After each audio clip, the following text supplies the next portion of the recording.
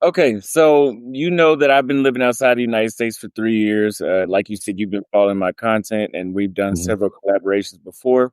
Yeah. Uh, but every year it seems that it gets more and more justifiable, not just to take a trip, but maybe to consider relocating outside the United States, as I have here in Nairobi, Kenya. Mhm. So, would you say right now is the best time for Americans, especially Black Americans, to consider relocating abroad? And why so, if so? Well, I will say this. It depends on what you want, what's important to you, and it also depends on how you plan to live. You can always leave, you know, typically, unless you have, you know, some sort of ban imposed upon yourself, or you can always pick up and leave, especially if you're a man with no children, no obligations, no house note. Uh, so that's always an option. As far as when the best time is, I think that would have to depend on the individual.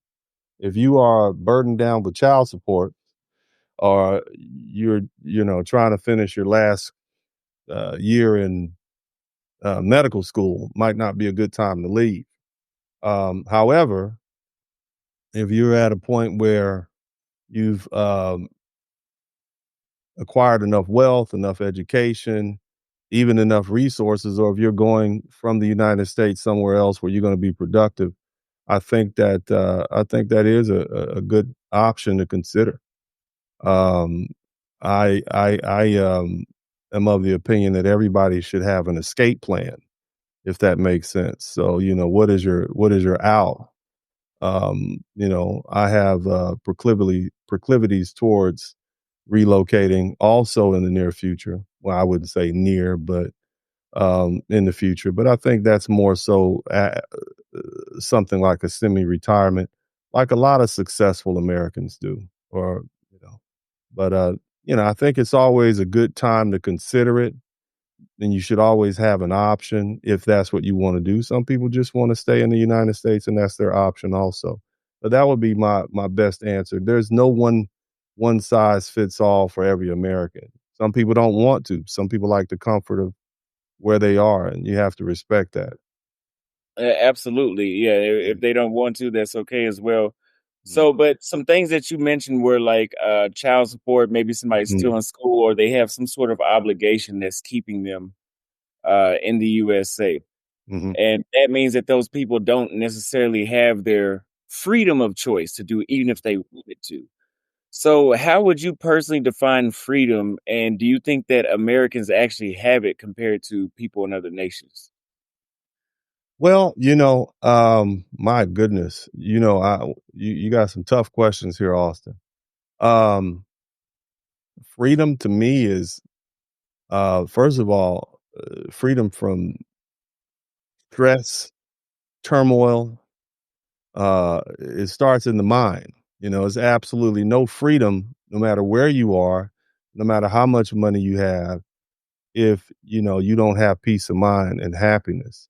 So freedom starts in your mind. I know a lot of people who relocated to different countries and even different time zones and different zip codes, as we call them here in the United States, and they're still not free. So, I tell people, you have to separate yourself from the persons, places, things, and circumstance that interfere with your peace of mind and happiness. So, in my opinion, and I actually wrote about this in my books, Rules to Live By, How to Maintain Peace of Mind and Happiness in a Conflicted World, shameless plug, can be purchased on Amazon. Um, Freedom and peace of mind and happiness are the most important things. And you have to separate yourself from the persons, places, things, and circumstances that interfere with your peace of mind and happiness. There are some people that will just destroy your peace of mind and happiness. It could be a father, it could be a mother, it could be a daughter, it could be a job, it could be a vehicle that you can't afford. Um, these sort of things interfere with. So no matter where you are, uh, you want to have peace of mind. That being the case, freedom to me is any state or any place where you can have peace of mind and happiness. And what that does is it typically it inter it inter it requires that you be, in a mind state where you can enjoy yourself because you do have peace of mind and happiness. So that's So I what know that's a bit broad, but, that's my definition. so I'm actually reading the book, How to Win Friends and Influence People, and they actually Mhm, brought up that point that I was reading yesterday, that happiness is all in your mindset. There could be 2 people in the same location making the same amount of money, the same background, same race, everything, mhm, and one could be happy, one could be miserable. mhm. Uh, but I think that is subjective because I'm listening to what you're saying. Would you say that location can determine your happiness? Oh, absolutely. Okay. Absolutely, and the location is not always in some fancy mansion somewhere. I used to tell my friends I could have fun in a box. You know how if you put a little puppy or a kitten in a box and put a toy in there with them, they're having a blast. But location definitely plays a part, and it's not necessarily how much money you have. I've spent a lot of time in the Caribbean, a lot of time in the Dominican Republic, and sitting on the beach with a nice drink and some of that good fried fish. To me, you know, there's no place better. And so, if you find yourself looking out of a 3-story, 4-story apartment complex overlooking a building and in a place or a big city that you don't want to be in, you may have hundreds of thousands of dollars in the bank, maybe millions of dollars in the bank, and uh, you're not content, you're not happy. Yeah, so I would definitely say peace of mind or freedom does play a part. Your location does play a part in that. Yeah, I would agree because I take it to the extreme. I remember whenever I went back to the States back in April last year, my mother tried to, and I don't even know why she tried to tell. I have no clue Mhm. why. It's too late. I don't know why she tried to tell me because I was like, yeah, I don't really like being here. She's like, oh, happiness comes from within. We can go to the extreme example of, okay, well, what if you're in the shoe in the special housing unit in prison? Can Mhm. you just have a different mindset and be happy? I don't think so. The shoe is the shoe. So Yeah. the environment can definitely make a difference. But that being said, as far as referring to the environment, as far as the U.S. political climate under Donald Trump now Mhm. and future candidates like him, do Mhm. you think that this could influence? And there's statistics showing so, but do you think that that this could influence people's desire to live abroad? Oh, yeah, definitely. But, the thing about it is a lot of people are new to this, and I often talk about the fact and, you're what people would consider a foundational Black American. Historically, you have roots here in the United States. And so because of that, there's a history embedded in our culture. Uh, this is just another racially hostile time period. We've had this back before the country was founded. Um, back when they were first beginning to implement slavery, they began to put in black codes and prohibiting black people from marrying white people because they wanted to delineate between the slave class and the non-slave class. And so this was back in the 1600s, or then you move forward. And if we want to talk about the time period right when slavery ended, the Reconstruction period after 1865, white people wanted to reinsert themselves as you know the dominant social class. And so they began something that they called night riders, or I guess they would refer to it as the KKK, because they wanted to put these uppity black people back in their place. So even when the brothers came back home from World War II in 1919, they had something called Red Summer. Um, White men and white mobs went around burning different black enclaves, whether we talk about Forsyth, Georgia, a county that had plenty of very successful black people. But white people basically came in, burned them out. They burned down their property and they ran them out of the county. And if you want to, and the way they would do it is they would run them out of the county and take over their property, literally move in, and it would become part of of white wealth at the time. You see, And so even after that, you wanna go, anytime black people have had success, there's also always been racial turmoil that follow, whether we're talking about, the lynchings that took place during Jim Crow time period, which was a 100-year period more or less after, slavery had ended, where 4,000 black people were lynched, and when I say lynched, I must help you understand it wasn't just people being unalive from a rope. They were literally unaliving them, consuming them, cutting off certain body parts, burning them, and passing them out. They would literally take photographs and use them as postcards and send them around the country. So, this is nothing new. I think the only people that find this particular time period interesting, because I remember my grandmother and my grandparents would tell me about how white folk used to be. You see what I mean? And how white folk are.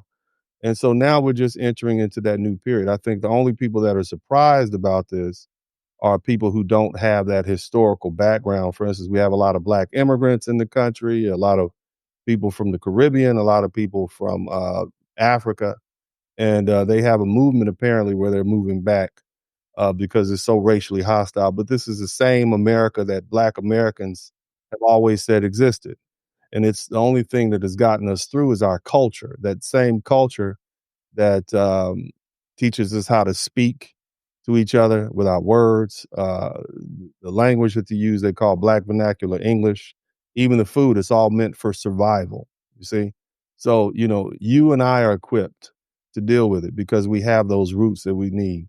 The reason that our people are the way they are, and some people call they don't understand the culture. Many people say our culture doesn't even exist, but it's built for survival. This is not a country where we have the predominant numbers. This is where, for instance, in Jamaica, the majority of the people are black.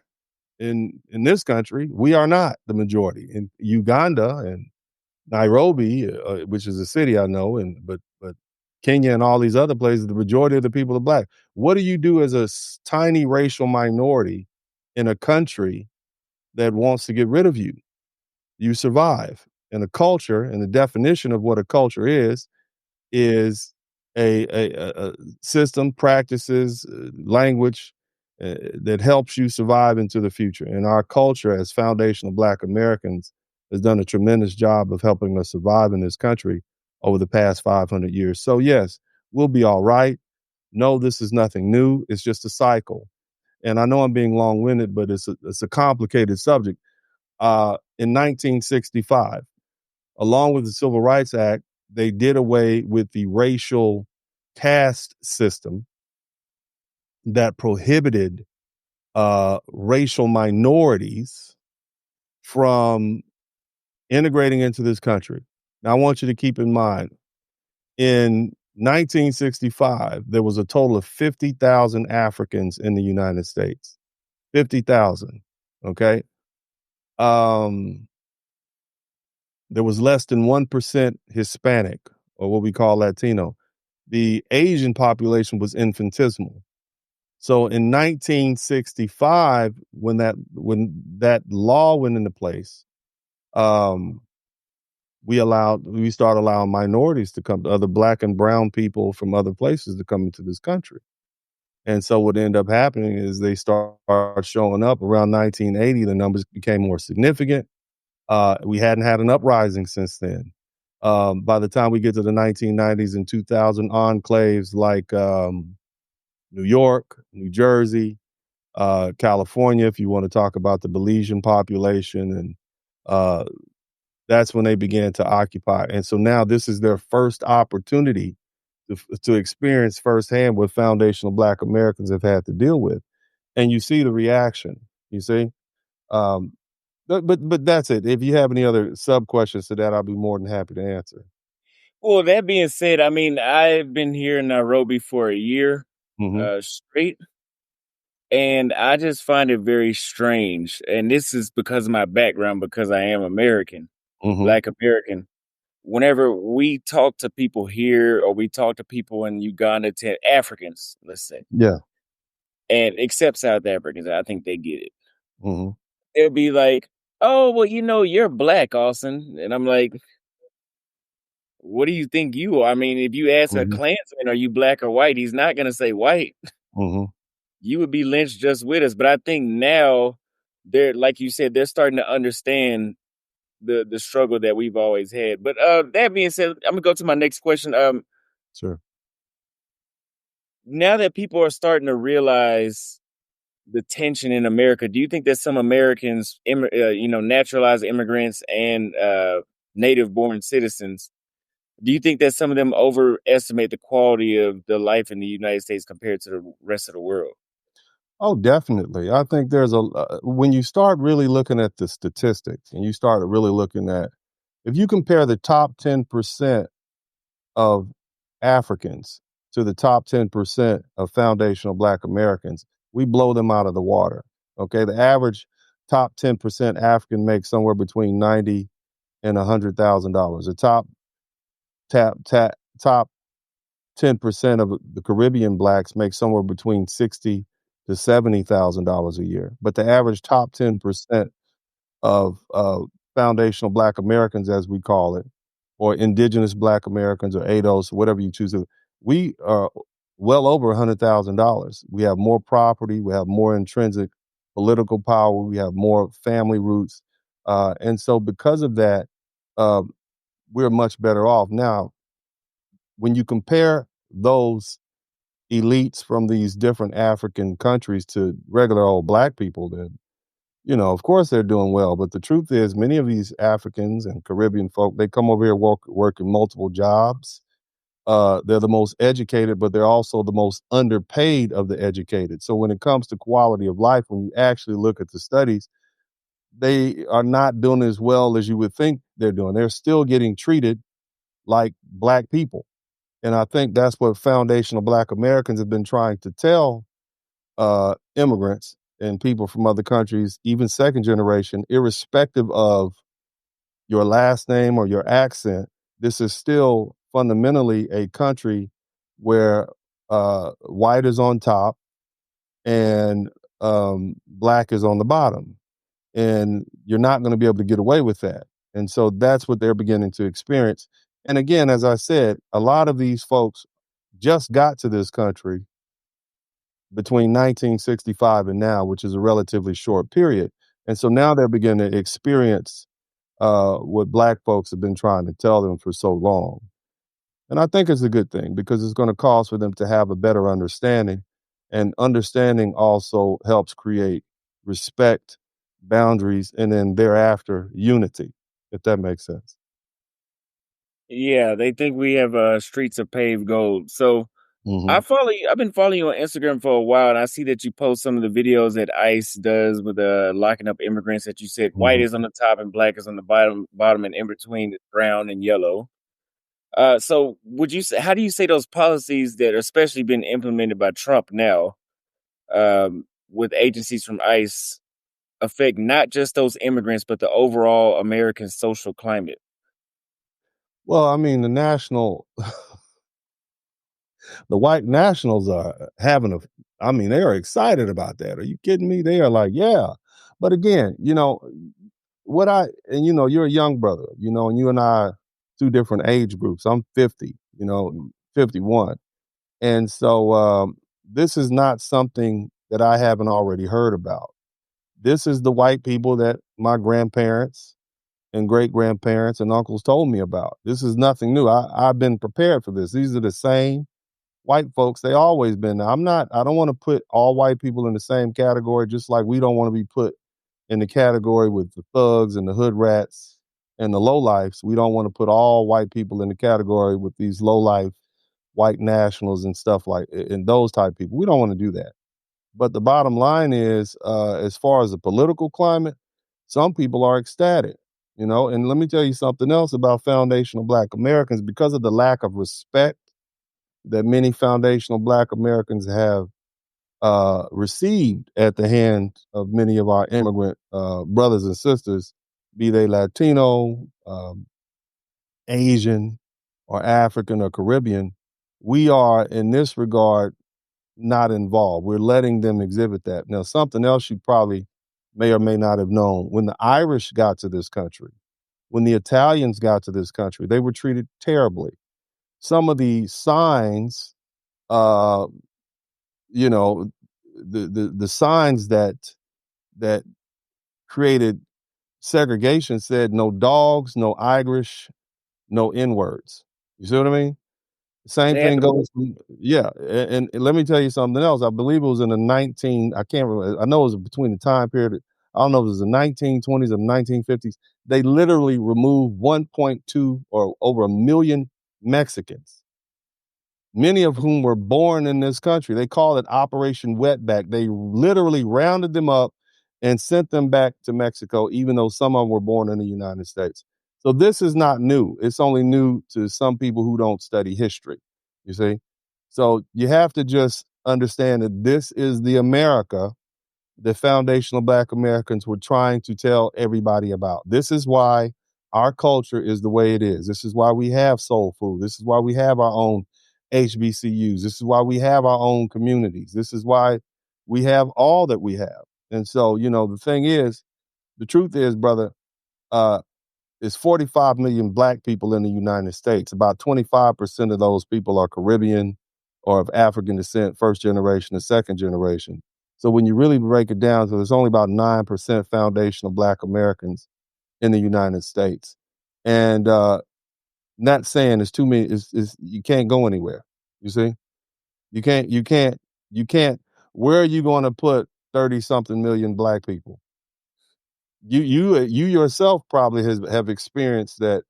Our African brothers and sisters do not want 30 something million foundational black Americans coming to Africa. They'd say, oh, they're violent, they're thugs, they're going to bring the gang banging over here and their weed smoking and their saggy pants. Um, they don't want us there. So we really don't have anywhere else to go. And if Africa wanted black people back, they could have long since sent boats and ships and whatnot. And I know there's 54 countries, but I'm just speaking if any of them on the continent wanted us back. Now they'll take the elite. I know very well if I paid somebody enough money, I could be a citizen of a certain couple of countries. But that's not the answer. That is not going to be the solution for the vast majority of our people here. And so we're just gonna have to stick it out. So you don't believe that Black Americans can come to, let's just say Kenya, for example, Hmm. and do what the Somalians and the Chinese have done, setting up their own communities as their chance to prosper for once and for all without it being burned down. I don't know about that, but I do know when you introduce a group of people to another location and there's already people there, there's going to be conflict. What level Always. of conflict? I don't know, but I also know that Africans don't necessarily identify as black first. They identify based on other things. And I would imagine their location, their tribe, the language they speak, their culture, etc. And so here in the United States, black people typically identify as black first, largely because we're surrounded by a country of people who don't necessarily like us. I'm not talking about every white person. I'm not going to say that, okay? Because I don't want to categorize every group, but largely, we live in a country where if you're black, you are designated to be in one group. They even have something back in the day they used to call it the one drop rule. Before the term biracial, you were just the N word. You see, and they came up with these fancy terms, but so for the most part, we are all black. I don't think they have that in those countries, and you probably would be able to speak to that more. Just if you're a black Nigerian living in South Africa, uh, they're going to see you as a Nigerian, not as a fellow black person. And if you're a Nigerian living in Ghana, based on the riots that I see going over there and the protests in the streets, it is the same. So here we identify as black first, as opposed to our tribe and our nationality and our designation, and that's what we expected of the other black people coming here. That's why we were not against black immigrants immigrating to the United States in the enaction of the 1965 immigration bill. Well, I'll say this, that being I've been in 9 countries in Africa. I've been here in Kenya for a year. Uh, I mean, I don't know if they're just bullshitting me, Mhm. but a lot of them don't know what the term blacks means, which sounds, it's not rocket science. I Right. mean, a 5-year-old could figure it out. Mhm. I mean, if you want me to break it down real simple, if you're a British guy going to colonize South Sudan and you're a pale white, you just got off the boat after 6 months, you're gonna be white, and those people are as black as this couch I'm sitting on, literally, Mhm. in Mhm. South Sudan. Right. But they claim that they don't know what black is, and I think that maybe because they haven't left the continent, so they're still used to what tribe are you from. Mhm. But it's the overall summary of that is the word ignorance, Yeah. and ignorance doesn't mean that you're stupid. It just means that you don't know. Yeah. Well, brother, we can't hold them responsible for what they have not experienced. Okay. And it's not until, but see, the problem is when they come to the United States and other Western countries, they clearly learn what black is. You see what I mean? They clearly learn what black is, but if they haven't experienced this, then it's not really their fault. Our problem here, a lot of black Americans just don't like the fact that when they come over here, they number one believe all the propaganda that about foundational black Americans. And here's the cold part about it. Um, Most black people, most foreigners don't even experience the upper echelons of black people. Let me say it like that. I'll say it like this. There's a few books out I would share with you and your audience. Our Kind of People. Uh, they refer to it, or the Black Boule. Okay. Now, I need you to understand something. There's always been a conflict between poor people and rich people. Okay. Uh, Before the 1960s, and specifically in the 1960s, over 60% of black people lived below the poverty line. All right. So it is now at this point that nearly 63% of black people, I believe 59% of black people are either uh, upper middle class, or rich. And so now we're in a situation where you do have a black elite, you do have a burgeoning class of black people. And before the pandemic, it was just becoming astronomically different. But, you have a situation where a lot of immigrants, when they move to this country, they live around a bunch of poor black people. And unfortunately, they have to deal with the effects of poverty, and they associate all black people with that culture that is permeated by poverty and deprivation. And so they assume that all black Americans are that way. But I assure you it is not.